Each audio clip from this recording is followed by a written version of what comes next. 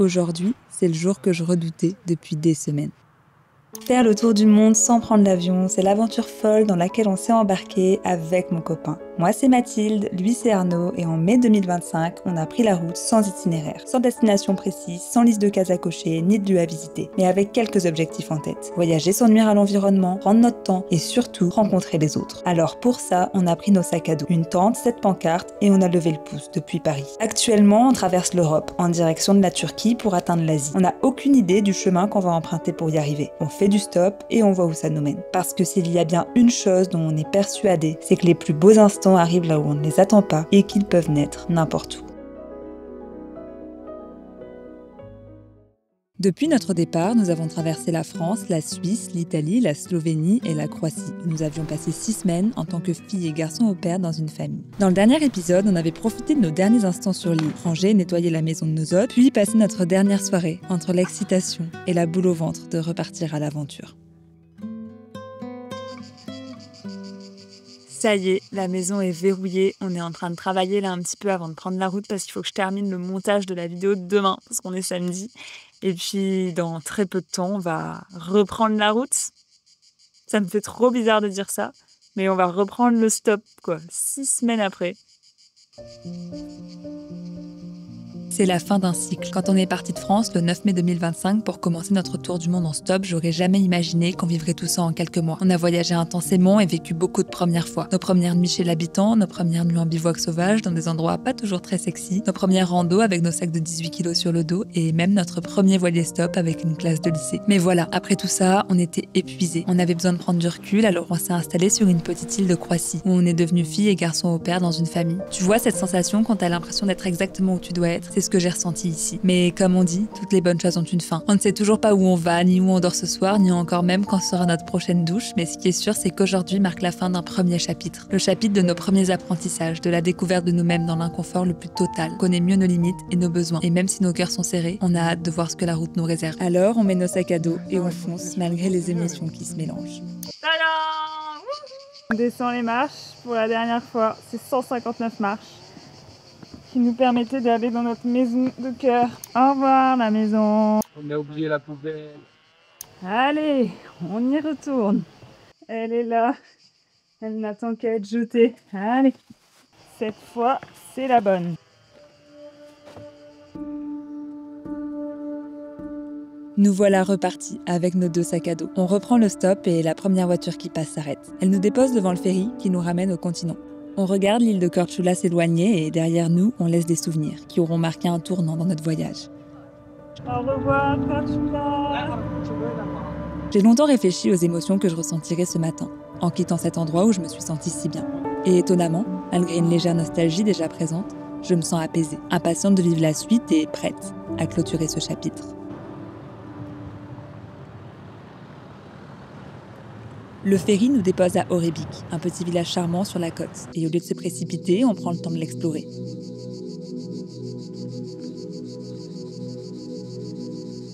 Puis on relève le pouce pour la 2e fois de la journée. Et cette fois, on attend presque 1 heure. Mais ça valait la peine. On a trouvé une voiture. On est avec Chantal qui vient du Luxembourg et qui parle français. Ça fait trop plaisir d'avoir trouvé une voiture et surtout pour 2 heures de route. Par contre, elle nous a dit je fais des stops en route, donc si ça vous embête pas, vous pouvez venir. Et du coup, évidemment, ça nous embête pas du tout. Et là, on est sur un point de vue, les gars. C'est incroyable, on a une vue sur toute l'île en fait de Korčula où on a passé 6 semaines. Et juste là-bas, c'est là où on était hier et qu'on s'est baigné dans l'eau transparente, enfin avant-hier, pardon. Et c'est fou de voir cette vue-là. Et en fait, c'est dingue parce qu'on habitait vraiment à Lumbarda, juste là. Et tous les jours, on avait vu sur les montagnes en face avec la ville. Nous sommes dans les montagnes en face. Et la ville qui est juste en bas, là où on est arrivé en ferry. C'est dingue. Et on se sent vachement bien, en vrai. On se sent vraiment bien de repartir à l'aventure. Chantal se rend à l'aéroport de Dubrovnik, 126 km plus loin. On se lance donc pour un trajet de 2 heures avec elle, qui aura finalement duré 7 heures en prenant notre temps et en faisant des pauses sur la route. En Croatie, l'effervescence de l'été a laissé place à la douceur de septembre. Les plages sont redevenues presque vides, même si le soleil, lui, est toujours bien présent. Alors, comment se passe ce retour sur la route ? En détente. Trop bien. Ça fait exactement 56 jours que nous sommes en Croatie et pourtant nous avons découvert très peu de lieux différents dans ce pays.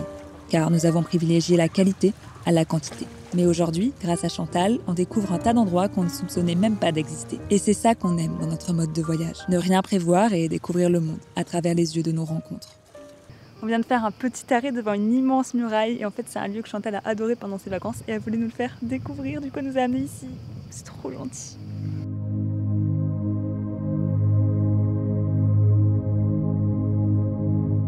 Cette muraille, longue de 5 km, a été construite au XIVe siècle par la République de Dubrovnik. Il servait à protéger la ville, ses marais salants et ses habitants.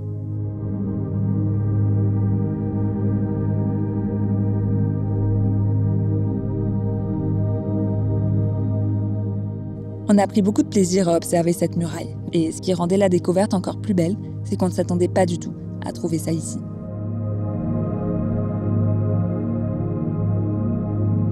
On a aussi pris le temps de se balader dans le village, situé juste en dessous. On a été charmés par ses ruelles, ses maisons en pierre et sa végétation.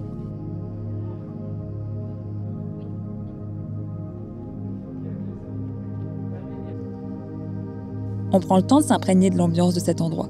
On boit une citronnade, bien fraîche en terrasse, puis après cette pause, on reprend la route. Et on arrive dans la ville la plus célèbre et touristique de Croatie, Dubrovnik. Voilà la réalité sur Dubrovnik. Je comprends même pas où c'est en fait Dubrovnik. Mais je pense que la vieille ville qu'on connaît, elle est derrière. Mais sinon, derrière ce ferry, du coup, on le voit pas là? Non, de l'autre côté en fait. De l'autre côté, là-bas. Ouais. Mais tout ça, c'est Dubrovnik. Et c'est vraiment tellement construit, tellement d'immeubles, tellement de bateaux. C'est vraiment pour l'instant la chose la moins belle de Croatie qu'on ait vue. Je pense que la vieille ville est très belle, mais voilà aussi l'envers du décor. Voilà la vieille ville de Dubrovnik. C'est très très beau, mais juste tout autour, il y a eu trop de construction. Ça dénature complètement le... Il y a beaucoup de luxe, beaucoup d'hôtels, beaucoup de yachts. Non, Une ville victime de son succès, quoi. malheureusement. Il y a quelques mois, voire quelques semaines, je me serais arrêtée dans cette ville, ne voulant pas la rater. Mais aujourd'hui, je préfère tracer mon chemin, n'ayant pas envie de participer au tourisme de masse dont est victime cet endroit. Malgré nos belles découvertes de la journée, ce que l'on retiendra le plus, c'est les longues conversations échangées avec Chantal. Et ce trajet nous a rappelé pourquoi on faisait du stop. Mais à peine descendu de la voiture, on n'a pas de temps à perdre. Dans 1h30, il fera nuit, et on doit absolument trouver un endroit où dormir. Moi, j'ai repéré un genre de grand jardin avec des oliviers. Et donc, il n'y avait personne, et il y avait juste la maison juste en face, il y avait un vieux monsieur, donc je lui ai dit bonjour. Je lui ai demandé s'il parlait anglais, non il ne parlait pas anglais, mais il a appelé son fils. Son fils, il est venu. Bon, je lui explique voilà, que je demandais s'il connaissait le propriétaire du terrain, parce qu'on cherche à planter notre tente pour la nuit. Et du coup, le mec, il fait un petit sourire, il fait allez au bout du chemin et descendez. Ok, donc on va au bout du chemin et on descend, c'est un petit chemin de randonnée. Et là, on arrive sur une plaine remplie d'oliviers, trop cute, il n'y a personne, on va être trop bien. Après 42 nuits au même endroit, on s'apprête à redormir dans notre tente. Mais à ce moment-là, je me sens assez sereine, parce qu'on a trouvé le spot parfait depuis lequel on peut même observer le coucher de soleil. Tout allait bien, jusqu'à ce qu'Arnaud remarque des traces montrant la présence de sangliers. Comment tu sais? Il y a plein de retournements, le sol a été retourné plein de fois. J'ai vu un caca, et on est dans un verger, qui est vraiment un endroit que les sangliers adorent. Du coup, on fait quoi? Je cherche le meilleur endroit pour dormir. Et on dort là alors qu'il y a des sangliers? Pas 36 000 choix. Ne voulant pas les déranger, ni prendre de risques, on quitte le lieu, en espérant trouver un endroit plus adapté pour un bivouac d'une nuit.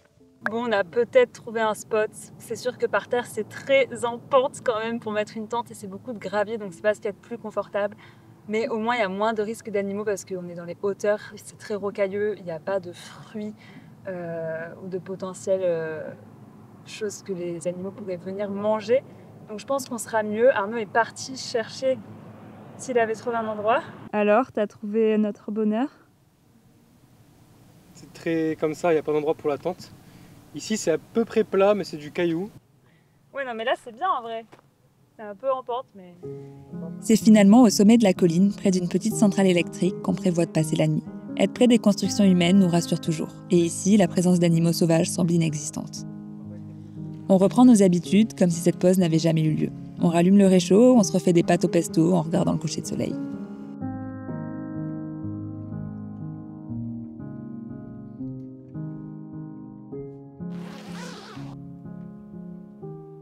Bon Bon, c'était clairement pas la nuit la plus reposante que j'ai pu connaître. J'avais oublié à quel point ça faisait peur de dormir dehors. Mon Dieu, en fait, si t'es pas épuisé, juste tu dors pas parce que il y a tellement de bruit. Toutes les heures, on était réveillés en mode ça c'est quoi tu penses, ça c'est quoi tu penses. Au bout d'un moment, il y avait un bruit trop bizarre, on aurait trop dit des loups.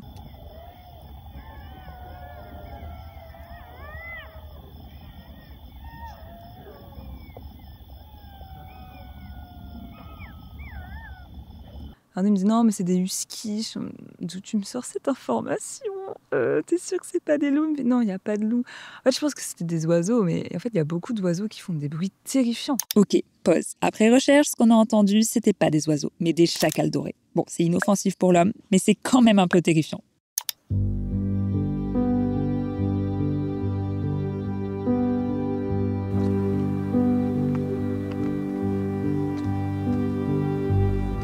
Là-bas, il y a Arnaud qui fait sécher la tente au soleil.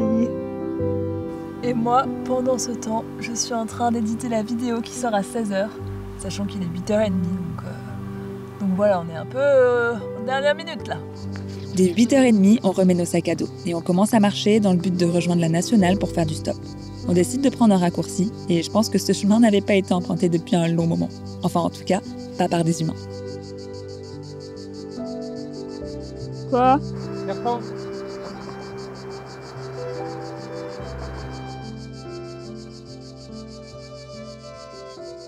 Sachez qu'un serpent n'a pas d'ouïe, donc il n'entend rien.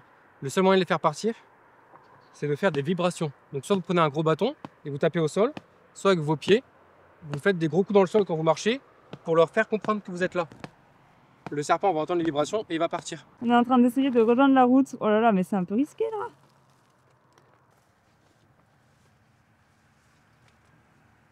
On a dormi tout là-bas de l'autre côté. On a fait tout ça.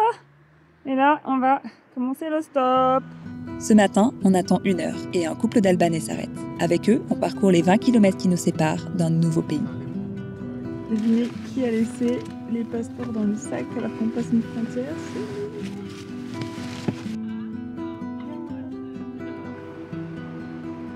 On vient de quitter la Croatie, on attend pour rentrer au Monténégro et ils nous ont donné des petites barres protéinées, des noix et tout.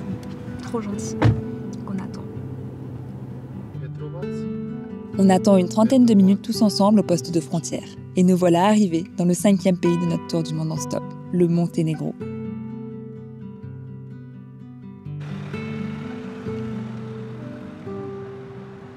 C'est trop bien passé, la frontière et tout, c'est trop cool. Et à peine arrivé, on s'est posé dans un café parce que je dois absolument uploader la vidéo YouTube du dimanche parce qu'il est 13h30 et la vidéo sera à 16h.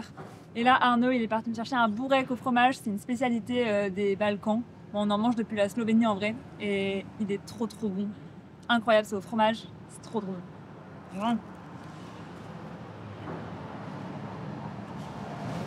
Actuellement, je ne connais rien de ce pays. On se trouve sur la côte et on est impatient d'en découvrir plus. On va lever le pouce pour la première fois au Monténégro. Est-ce que ce sera plus facile qu'en Croatie? Je pense. Combien de temps ça va prendre? Nous le verrons. C'est parti. Honnêtement, ce n'était pas beaucoup plus simple. Mais comme toujours avec le stop, à force de patience, ça finit toujours par fonctionner. Et cette fois-ci, c'est au bout d'une trentaine de minutes qu'un couple de Français s'arrête. Merci beaucoup. Petit à petit, on prend de la hauteur et on a une vue époustouflante sur la mer nichée au cœur des montagnes. Puis on reprend le stop et cette fois-ci, on quitte la côte pour s'enfoncer dans les montagnes. Et on commence à comprendre que le Monténégro va nous époustoufler avec sa beauté. On parcourt 100 km avec 4 voitures, des Français, un Bosniaque et 2 Monténégrins, dont un qui parlait bien anglais et avec lui, on a pu commencer à comprendre pas mal de choses sur ce pays. Après tout ce trajet, on arrive à Nijvik, pour une raison très particulière. Mais ça, ce sera pour le prochain épisode. Alors n'hésite pas à t'abonner, à aimer ou commenter cette vidéo si elle t'a plu. C'est très important pour soutenir mon travail. Et moi, je te dis à la semaine prochaine. Allez, bisous!